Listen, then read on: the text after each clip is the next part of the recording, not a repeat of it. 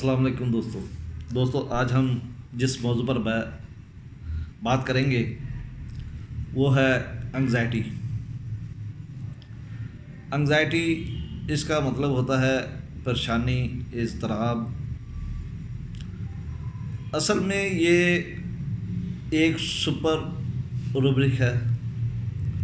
अगर हम सिर्फ एंग्जाइटी पे दुआएं तलाश करना शुरू करें तो ये ऐसे ही है जैसे समुंदर से कोई मोती ढूंढना। लेकिन इसके साथ जब दूसरे रूब्रिक लगते हैं तो फिर असल दुआ तक इंसान पहुंचता है, क्योंकि परेशानी इंसान को आने वाले वक्त की हो सकती है, अपने हालात की हो सकती है, किसी काम की वजह से परेशानी हो सकती है, या ये मुख्तलिफ़ सिचुएशंस ऐसी होती हैं जिसमें इंसान परेशान होता है। तो जब भी हम कोई दवाई तलाश करना चाहें या मरीज़ की सिम्टम लेना चाहें तो एंग्जाइटी के साथ साथ हमें उसका सब रूब्रिक भी देखना पड़ेगा। परेशानी ऐसी बातों से होती है जो अभी होने वाली हूँ, लेकिन जो पिछला लेक्चर हमने डिप्रेशन पे दिया था उसमें वो बातें हो चुकी होती हैं, उसकी वजह से डिप्रेशन होता है। लेकिन परेशानी में ऐसे लगता है कि यूँ ना हो जाए और उस वजह से इंसान ज़्यादा परेशान रहता है।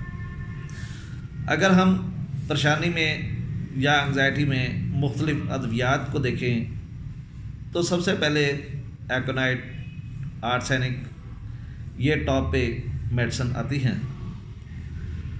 और जैसे कि आप जानते हैं कि एकोनाइट की परेशानी और बेचैनी ज़्यादातर मौत के मुतल्लक होती है। इंसान थोड़ी सी भी तकलीफ़ को ऐसे समझता है जैसे कि बस अब ज़िंदगी का ख़ात्मा होने वाला है।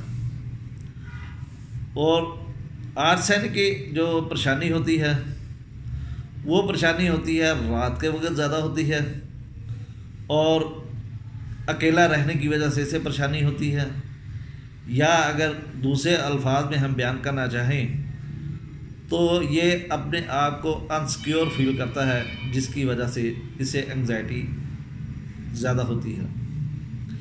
इसी तरीके से अगर हम इनके सब रूब्रिक देखें तो अगर अकेला रहने पर एंग्जाइटी हो तो फिर फास्फोरस और आर्सेनिक एल्बम ज़्यादा नुमायाँ होती हैं, क्योंकि आपको मालूम है कि तन्हाई में फास्फोरस का भी खौफ आता है, परेशान हो जाता है, और आर्सेनिक एल्बम भी तन्हा नहीं रह सकता। लेकिन अगर हम इनको डिफ्रेंशिएट करना चाहें तो आर्सेनिक हमेशा गर्म चीज़ें खाना पसंद करता है और फास्फोरस ठंडी चीज़ों की ख्वाहिश करता है। परेशानी हो और उसके साथ साथ बेचैनी भी हो। अगर परेशानी के साथ बेचैनी भी हो तो फिर दुआ नेटम्योर होती है। और अगर परेशानी उस वक्त हो कि जब उसे कोई ज़िम्मेदारी सौंपी जाए, अगर ज़िम्मेदारी सौंपी जाने के बाद पेशेंट परेशान हो तो वो अर्जेंटम नाइट्रिकम का पेशेंट होता है। इसी तरीके से अगर जागने पर उसे ऐसा महसूस हो कि कोई खौफनाक चीज़ वो देख रहा है और उस वजह से ये परेशानी हो तो फिर दुआओं में जिंकम मेट एक ऐसी दुआ है जो इस परेशानी को ख़त्म कर देती है। इसी तरीके से बिस्तर पर लेटने की वजह से अगर परेशानी हो तो फिर आर्सेनिक और रोस्टॉक्स आती है। जैसे कि आप सबको मालूम है कि आर्सेनिक भी हरकत में अफाका फील करता है और रोस्टॉक्स भी हरकत में अफाका फील करता है, और जब वो एक जगह पे साकन हो जाते हैं, यानी कि रात के वक्त जब बिस्तर में होते हैं, तो इनको परेशानी शुरू हो जाती है। अगर कोई आदमी नाराज़ हो और उस वजह से मरीज़ को परेशानी हो तो फिर उसकी दुआ लाइकोपोडियम होती है। بچوں میں اگر پریشانی پائی جائے تو اس میں بوریکس، کالی کارب، یہ زیادہ تر دعائیں سامنے آتی ہیں۔ اگر جھولا جھولنے میں بچے کو پریشانی ہو تو اکثر ڈاکٹر یہ سوچتے ہیں کہ دعا بورکس ہوگی، جیسے کہ اسے ڈاؤنورڈ حرکت کرنے کی وجہ سے پریشانی لاحق ہوتی ہے، تو اس کی جو اچھی دعا ہے وہ ہے کلکیریا فاس۔ کلکیریا فاس میں بچہ جھولا نہیں جھولتا۔ اگر ضمیر کی خلش ہو، کوئی ایسا کام انسان کر بیٹھے کہ اس کا ضمیر اسے جھنجھوڑے، تو اس وجہ سے جو پریشانی ہوتی ہے اس میں ایلومینا، آرسینک، چیلیڈونیم، یہ زیادہ تر مشہور ادویات ہیں۔ اگر بعض دفعہ ایسا ہوتا ہے کہ سوتے میں انسان ڈرونا خواب دیکھتا ہے اور خواب دیکھنے کے بعد اسے پریشانی لاحق ہوتی ہے، اسے انگزائٹی ہوتی ہے، تو پھر اس کی دعا نیٹومیور اور آرسینک ایلبم ہے۔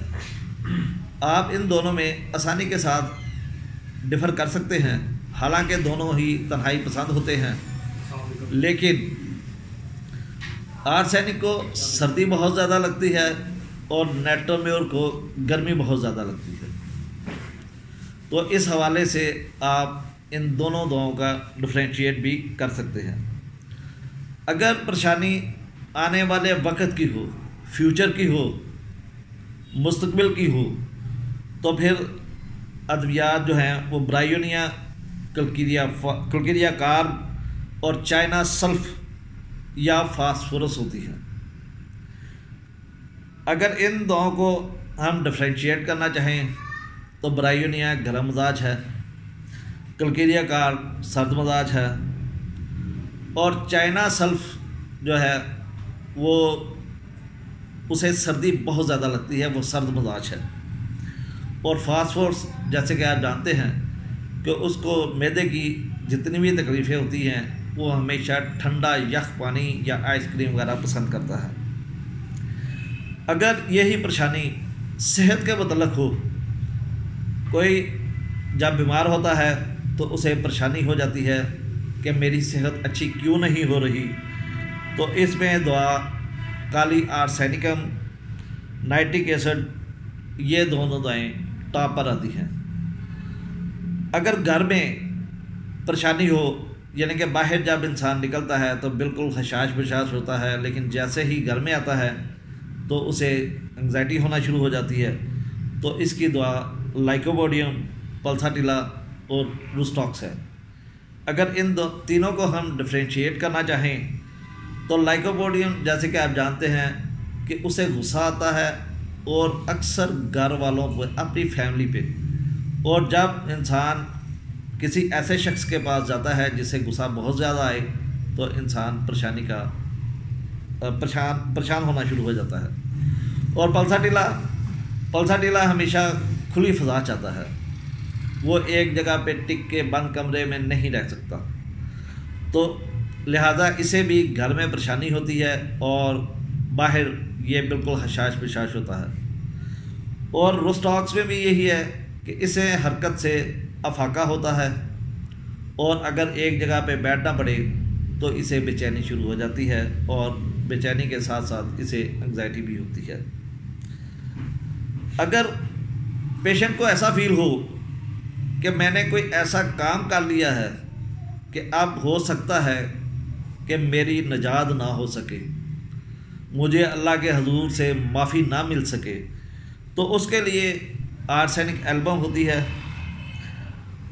وراٹم ایلبم ہوتی ہے، لیکسس ہوتی ہے، اور لیلیم ٹگلیم۔ یہ 4 ادویات ایسی ہیں جو کہ مریض سمجھتا ہے کہ کوئی ایسا جرم مجھ سے سرزد ہو چکا ہے کہ جس کی وجہ سے میری معافی اللہ کے حضور نہیں ہوگی، یعنی کہ میری نجات نہیں ہوگی۔ دوستو، یہ انگزائٹی پہ ایک چھوٹا سا لیکچر تھا